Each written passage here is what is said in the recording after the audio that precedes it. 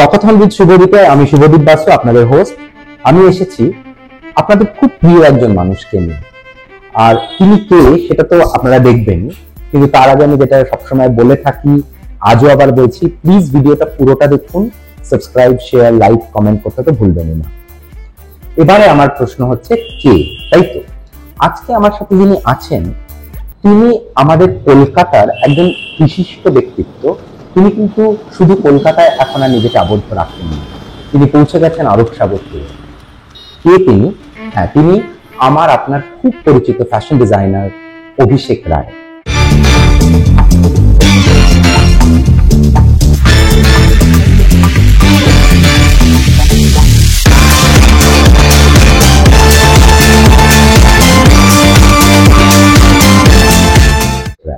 Abhishek, welcome to talkathon with Subhadeep, and I am really happy যে তোমাকে পাওয়া গেল। কিছু কাজের এনগেজমেন্টের জন্য হয়ে উঠছিল না, টাইমটা ম্যাচ করছিল না, তাও তুমি রয়্যাল স্কুল ছিল, নতুন স্টোর নিয়ে একটু ব্যস্ত ছিলাম, বাট ফাইনালি মানে হলো সময়, এটাই তো সবথেকে আজকে এরকম একটা ইনসিডেন্টাল আমরা জায়গা শিফট করলাম সবকিছু নিয়ে, বাট ফাইনালি কথা হচ্ছে সেটাই। তো অভিষেক, যেটা নিয়ে কথা সেটা হচ্ছে যে তুমি তো এখন এই মুহূর্তে একজন সেলিব্রেটেড ফ্যাশন ডিজাইনার কলকাতায়, তাই মানো তো তুমি নিজেকে? দেখো, আমার একটু সেলিব্রিটি এই শব্দটা সম্বন্ধে একটু আপত্তি আছে আর কি। স্পেশালি আমার মনে হয় সবাই নিজ ক্ষেত্রে সেলিব্রিটি। এবার অবভিয়াসলি হ্যাঁ, কিছু মানুষকে সেলিব্রেট করা হয়, আমি হয়তো সেই জায়গাটা এখনো পৌঁছাইনি, বা চেষ্টা তো করছি অবভিয়াসলি নিজের কাজের মধ্যে দিয়ে। আমার কাজ ভালো লাগে করতে, সেটা যদি মানুষ সেটা ভালো লাগে, সেটাই আসল পাওয়া আর কি। সেলিব্রিটি ডিজাইনারটা একটা ভীষণ ভারী, কাঁধে নিয়ে বলার জন্য।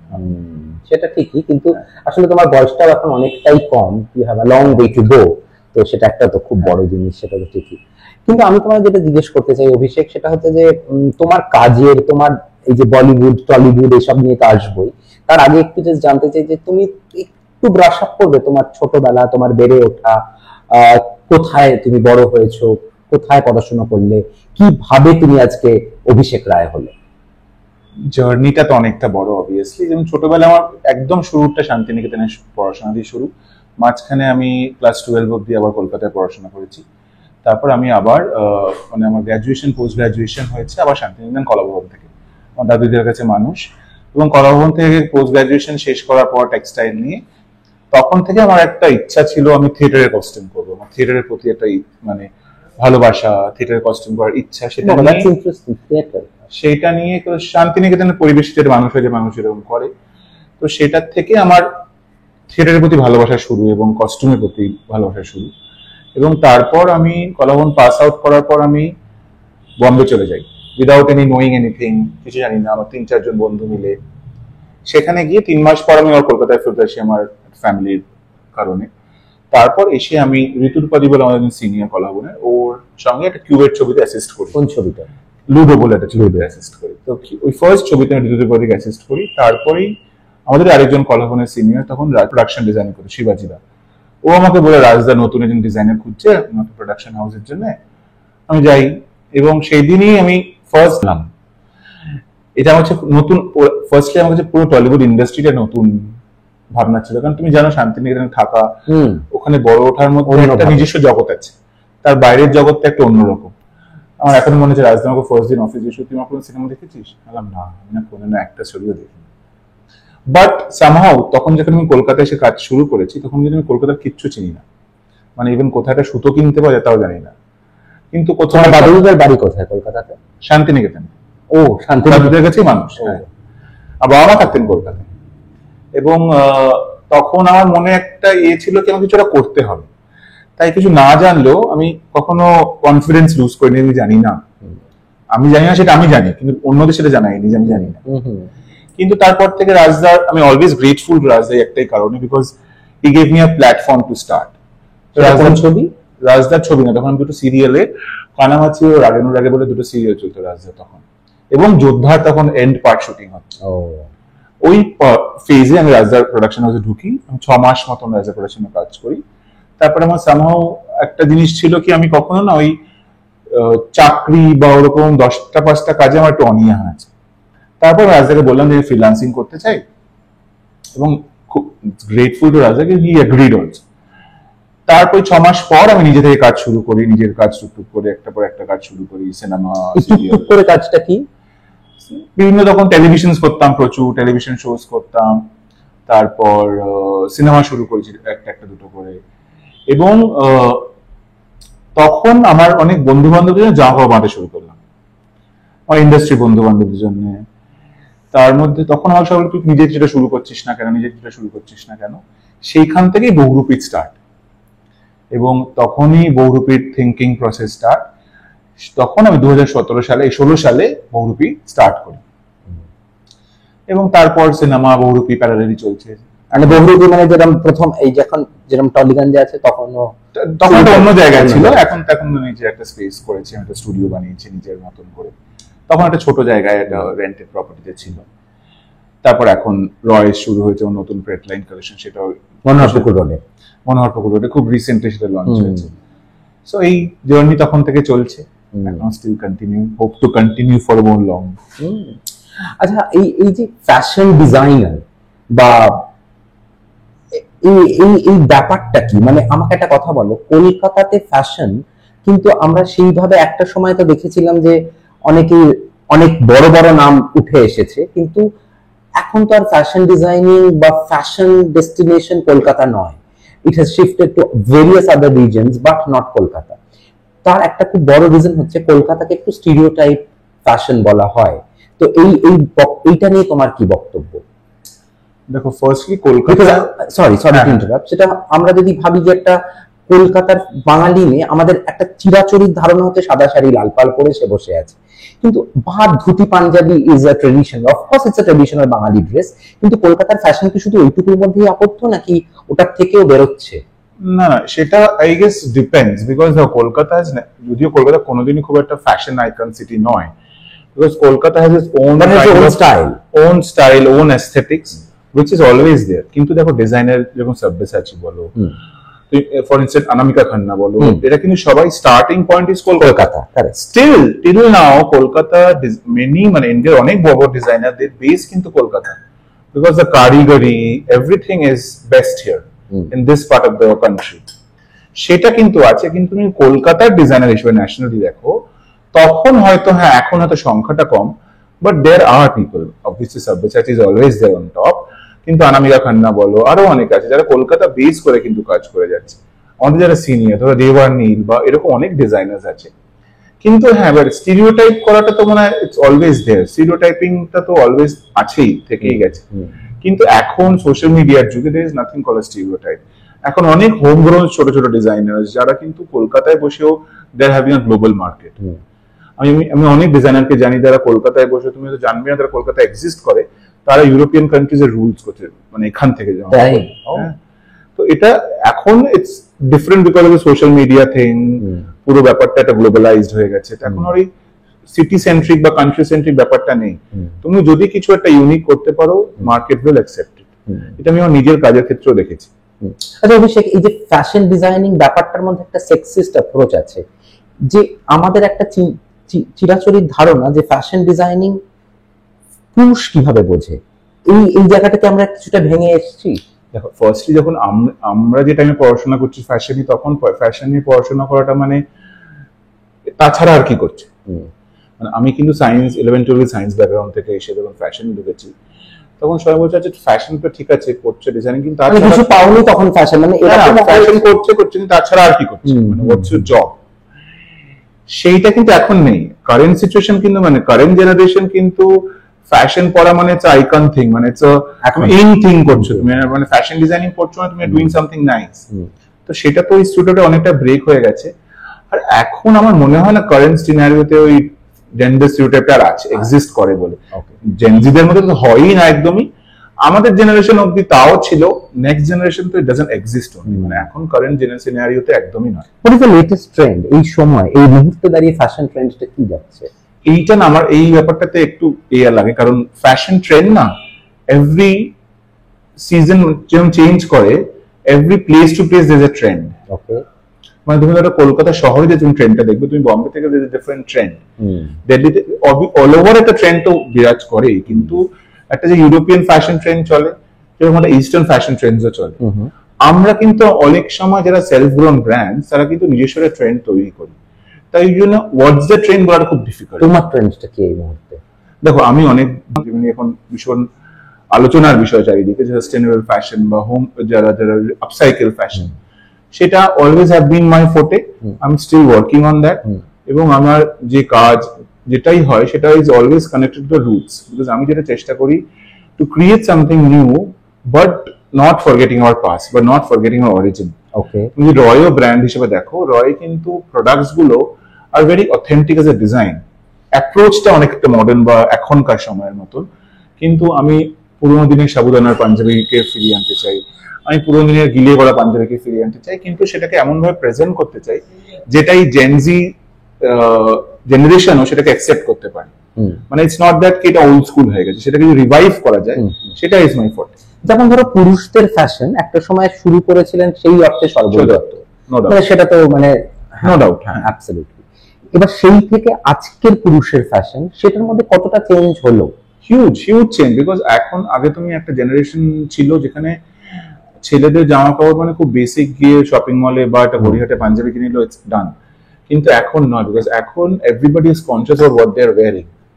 এই যে এতগুলো ব্র্যান্ড তৈরি হতো তার কারণই তাই, because they everybody is brand conscious. আমি কি পড়ছি বা আমাকে আলাদা কি লাগছে দেখতে, আমার এই ছবিটা দিলে সোশ্যাল মিডিয়ায় কটা লাইক আসবে, সেটা কিন্তু আমি কি পড়েছি তার উপর ডিপেন্ড করছে। একদমই ঠিক। তো সেটা যখন আছে সেই সাথে মানুষের ফ্যাশন কনসিয়াসনেসটাও বেড়েছে। মানুষ অনেক অ্যাওয়্যার কি পড়ছে না পড়ছে, কতটা সাস্টেনেবল জামা কাপড় পড়ছে, কতটা ইকো ফ্রেন্ডলি জামা কাপড় পড়ছে, কতটা নতুন রকম কিছু পড়ছে, কতটা অন্য থেকে আলাদা কিছু পড়ছে। সেটাতে সোশ্যাল মিডিয়ার তো একটা ভূমিকা আছেই, কারণ তাকে সে সারাক্ষণ ছবি আপলোড করছে, এটা করছে, তার একটা ভূমিকা আছে। তাছাড়াও আমরা এজ এ ইন জেনারেল মানুষ অনেক কনসিয়াস হয়ে গেছে ফ্যাশন সম্বন্ধে। এই মুহূর্তে মহিলাদের ফ্যাশনের ট্রেন্ডটা কিভাবে যাচ্ছে, কি যাচ্ছে বেসিক্যালি? এটা আমি বললাম, এটা এক্সাক্ট ওয়ার্ড খুব difficult, because it depends on what kind of fashion you talking about. তুমি যেটা ব্রাইডাল ফ্যাশনের কথা বলো বা একটা জেনারিক ফ্যাশনের কথা বলো, ডিপেন্ডস অন ব্র্যান্ড থিংস, মানে তুমি তোমার ক্রাইটেরিয়া অনুযায়ী সেটা ডিভাইড হয়। কিন্তু এটার ওরকম স্পেসিফিক বলা খুব ডিফিকাল্ট কি এটাই ট্রেন্ডে বা এটা in. Okay, I got it. আমাকে আরেকটা এবার একটা কথা বলো, যে আমরা অনেক সময় সেলিব্রিটিদের দেখি, যে মানে celebrity in the sense film স্টারদের কথাই আমি বলছি, তারা ধরো কোনো একটা বড় বিয়ে বাড়ি অ্যাটেন্ড করছে, কোনো বড় পার্টি অ্যাটেন্ড করছে, এবং তারা সেখানে একটা ফ্যাশন ডিজাইনারের কোনো ড্রেস পরে যাচ্ছে, কিন্তু তারপরে সেইটাকে নিয়ে হয়তো সোশ্যাল মিডিয়ায় প্রচুর তির্যকতা, খারাপ কথা বা ফ্যাশন ডিজাস্টার বলে ধরা হচ্ছে। এই রিসেন্টলি তো একটা খুব বড় বিয়ে গেল, যেখানে প্রচুর মানে জানোই তো, যেটা ন্যাশনাল লেভেলে বিয়ে হলো, একজন ইন্ডাস্ট্রিয়ালিস্ট ছেলে। তো সেইখানে আমাদের এখানে রুক্মিণী মৈত্র গেছিলেন, শাশ্বতা তোমার জামা পরে গেছিলেন। Okay, Shashwata was really really looking nice, এবং সবাই প্রচন্ড প্রশংসাও করেছে। অন দ্য কন্ট্রারি বলবো না, রুক্মিণীকেও কিন্তু মহিলাদের মধ্যে অনেকেই খুব বলেছে যে she is looking very stunning, এবং যে ড্রেসটা পরেছিল বা যে শাড়িটা পরেছিল অদ্ভুত সুন্দর। তো এই যে স্ট্যান্ড আউট করছে, ধরো তোমার ফ্যাশন আজকে শাশ্বত যখন পরে গেলেন, শাশ্বত চট্টোপাধ্যায় তোমার ফ্যাশনটা মানে তোমার ড্রেসটা যখন পরে গেলেন, সো এই যে স্ট্যান্ড আউট করা বা তোমার যে ড্রেসটা পরছে সে যে স্ট্যান্ড আউট করবে, এটা তুমি কিভাবে ভাবো? মানে what is the plan behind? সেটা না ডিপেন্ড করে তুমি কোন কিসের জন্য ভাবছো। ফর এক্সাম্পল আমি শাশ্বতার এক্সাম্পল দিতে পারি। আমি এবং মহুদি শাশ্বতার ওয়াইফ, শাশ্বতা কিন্তু কোনো সে নেই, মানে শাশ্বতা খুব relax about what he is wearing, খুব কমফোর্টেবলি যেটা কমফোর্টেবল সেটাই করতে চাই। কিন্তু আমি আর মহুদি বেসিক যেটা কথা বলেছিলাম, because as he is representing Bengal, আমরা এমন কিছু একটা দিতে যেটাতে একটা বাঙালিয়ানা ছোঁয়া থাকবে, কিন্তু at the same time it should look up to the occasion. সেরকমই Rukmini was looking stunning on what she was wearing, the golden sari, I loved it. তো সেটাই মানে একটু যদি তুমি নতুন কিছু দাও, ইট উইল স্ট্যান্ড আউট। এমন একটা প্লেসে ধরো ওরকম ধুতি পাঞ্জাবি তোমাদের বাঙালি কোনো একটা বিয়ে বাড়িতে পড়ে তো আরো 5টা লোক ওরকম সিমিলার কিছু পড়তো, কিন্তু তুমি একটা ওরকম ইভেন্ট যেখানে everybody is about so much of glitz and glamour, সেখানে তুমি একটা ওরকম জিনিস দাও, উইল স্ট্যান্ড আউট করছে।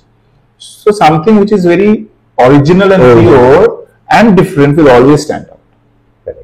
আচ্ছা, কদিন আগে তো তুমি জানবি যে একজন খুব বর্ষিয়ান অভিনেত্রী শাড়ি পরার ট্রেন্ড নিয়ে একটা কথা বলেছিলেন, এবং সেইটার এগেইনস্টে কিন্তু অনেক পপুলার অভিনেত্রীও আজকের দিনের তারা এগেইনস্টেও বলেছিল, এবং তার কিছু মানুষ তার পরেও বলেছিল। What was your stand? আমি একদমই এগেইনস্টে সেটা, মানে আমি তার মানে ইনসিডেন্টটা মমতা শঙ্কর বলেছিলেন যে এইভাবে শাড়ি শাড়ি, পরাটা আমি তার- শালীন, এবং তার এগেইনস্টে স্বস্তিকা মুখোপাধ্যায় Obviously. এবং আরো অনেকেই যারা তার ফর আই মিন এগেইনস্টে কথা অবভিয়াসলি মানে দেখো কখনো আমি তাকে অসম্মান করে কথা বলতে পারছি না। সে নিজে যেভাবে তাকে শাড়ি পরতে ভালোবাসেন, তার যেরকম পুরো স্বাধীনতা যেটা আছে, এবং সে সেটাকে সুন্দরভাবে ক্যারি করে, এট দ্য সেম টাইম স্বস্তিকা যে শাড়ি পরে, শি ইজ কনফিডেন্টলি ক্যারিং ইট। এটা আমরা কেউ নয় জাজ করব যেটা শালীন এটা অশালীন। Very rightly said. যেটা আমার পার্সপেক্টিভ সেটা তোমার পার্সপেক্টিভ, বা তোমার পার্সপেক্টিভ আমার পাশে কোনো মিলতে নাও পারে, তার মানে এটা নয় তোমার পার্সপেক্টিভ অশালীন বলবো। কিন্তু আমার একটা কথা বলো, এখানে একটা থিন লাইন তো আছে, ভালগারিটি বা অশালীনতার সাথে শালীনতার কি কোনো থিন লাইন আছে যেটা ফ্যাশন, আজকের ফ্যাশন হয়তো আমার সেটা তো overcome করতে- ফ্যাশনের ক্ষেত্রে সেটা একদমই মনে হয় না, সেটা তো কমপ্লিটলি ডিপেন্ড করে তোমার দেখার উপর, তোমার চোখের উপর। তুমি কিভাবে দেখছো। একটা মানুষ সেম ওয়েতে যদি শাড়ি পরে, সেটা তোমার বিবি রাসেল একটা খুব ইম্পর্টেন্ট কথা বলতো যে fashion is something which shows your culture and it changes from place to place. Same শাড়িটা আমি যদি একটা লন্ডনের রাস্তা দিয়ে হেঁটে যাই, একটা মানুষ আমাকে তাকিয়েও দেখবে না, কারণ সে তার থিঙ্কিং প্রসেসটা ইজ ডিফারেন্ট, বা looking at people is different. এবং সেই শাড়িটা সেম জিনিসটা আমি যদি গড়িয়াহাট বাজারে যাই, আমাকে লোকে চারটে লোকে জাজ করবে। মানে কোথায় পড়ছি সেটা খুব ইম্পর্টেন্ট। এক্স্যাক্টলি সেরকম আমার এটাও রাইট নেই যে আমি যদি একটা মহিলা শাড়িটা সে কোথা দিয়ে পরবে সেটা জাজ করার রাইট কাউকে কেউ দেয়নি। কেউ বিচার করতে পারে না শালীন এটা অশালীন।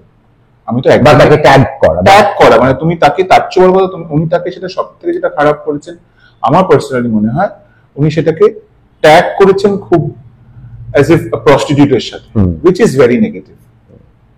তুমি কাউকে ডিমিন করতে পারো না, তোমার সেটা পছন্দ না হতে পারে, আমার একটা জিনিস পছন্দ না, তার মানে সেটা খারাপ হয়ে যায় না। ঠিক কথা, একদমই তাই, একদমই তাই। আচ্ছা, গত বছর দিওয়ালি বা কালী পুজো তোমার কাছে খুব ইম্পর্টেন্ট ছিল, তার কারণ হলো তোমার পোশাক পরেছিলেন স্বয়ং সাইফ আলী খান, এবং তাতে তুমি একটা সাংঘাতিক রাতারাতি লাইমলাইটে এলে।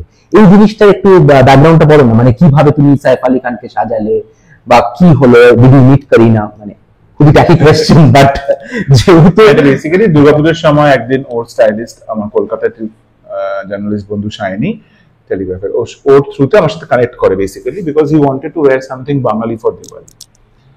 তারপরে মানে it happen in like 15 minutes, Shiny আমাকে ফোন করে, 10 মিনিটস এর মধ্যে স্টাইলিস্ট ফোন করে, 50 মিনিটস স্যার ফোন করে যে সপ্তমীর দিন সকালবেলা তো আমার এটা চাই দিওয়ালির জন্য, আমি এরকম ভাবছি, তুমি আর কিছু reference Pathao.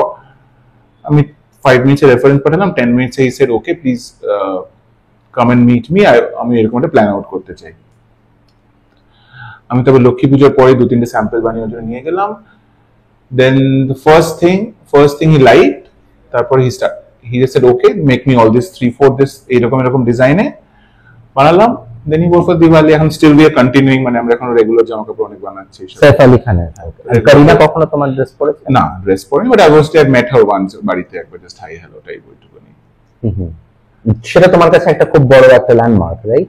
Obviously landmark because it gave me quite a boost. Quite a boost. হ্যাঁ, সেটা আমি অস্বীকার করছি না, বাট তখন ওই মুহূর্তে হয়তো আমি এটা ফিল করতে পারছি না, because it was happening very smoothly. আমি যখন প্রথমবার স্যার ফোনও করে, আই ডিডন্ট ফিল কি somebody a big star called me. সেটা হয়তো আরেকটা কারণ, আমার ওই একটা হয় না, মানে স্টার অরা নেই সামহাউ, কোনোদিনই ছিল না। এই আজকে বলে না, কোনোদিনই আমার ছিল না যে একটা স্টার অরা দেখলে কাউকে বড় স্টারকে দেখে দৌড়ে যেতে হবে, ছবি তুলতে হবে বা সেলফি তুলতে হবে, এটা আমার কোনোদিনই ছিল না। সেটা হয়তো সামহাউ আমাকে হেল্প করেছে, বিকজ ফার্স্ট দিন আমি যখন ওর সাথে দেখাও করেছি, আমাকে নিজে বলে তুমি সেলফি তুলবে না, না না, let's take a picture. But it was very nice because as a person he's very nice. As a working with him is very nice because he's very humble. এখানকার যেরকম অনেক আর্টিস্টরা 4টে ম্যানেজারকে দিয়ে ফোন করায়, ও যা দরকার হয় রাত্রি 12টার সময় ওকে স্যার পার্টি বলে আমার এই পাঞ্জাবিটা একটু পছন্দ হয়েছে, তোমাকে এরকম, আর ওকে এরকম বলতো একটা কিছু পড়লো আমাকে এরকম সেম 5টা বানিয়ে দেবে, এরকম টাইপের, because he has a very own kind of style. Okay তুমি দেখবে একটা স্টাইল অফ জামা কাপড় পরে। বাংলা ছবিতে তো খুবই কাজ করছো, মানে খুবই কাজ করছো এখন তো প্র্যাকটিক্যালি তুমি এখন বলতে গেলে টলিউডের প্রথম সারির হয়তো প্রথম ফ্যাশন ডিজাইনার, অনেকে আছে। কিন্তু আমার একটা কথা বলো, তোমার এইখানে মনে হয় না তো তুমি টাইপ কাস্টেড হয়ে যাচ্ছ যে বাংলা ছবিরই লোক, তুমি বলিউডে ট্রাই করছো? আমি তো অলরেডি টুকটুক অনেকগুলো অ্যাডস ফিল্ম করেছি, আমি নেটফ্লিক্সের একটা শিবুদার যে হিন্দি সিনেমাটা করে সবার সাথে, ওটাও করেছি। কোনটা করেছো?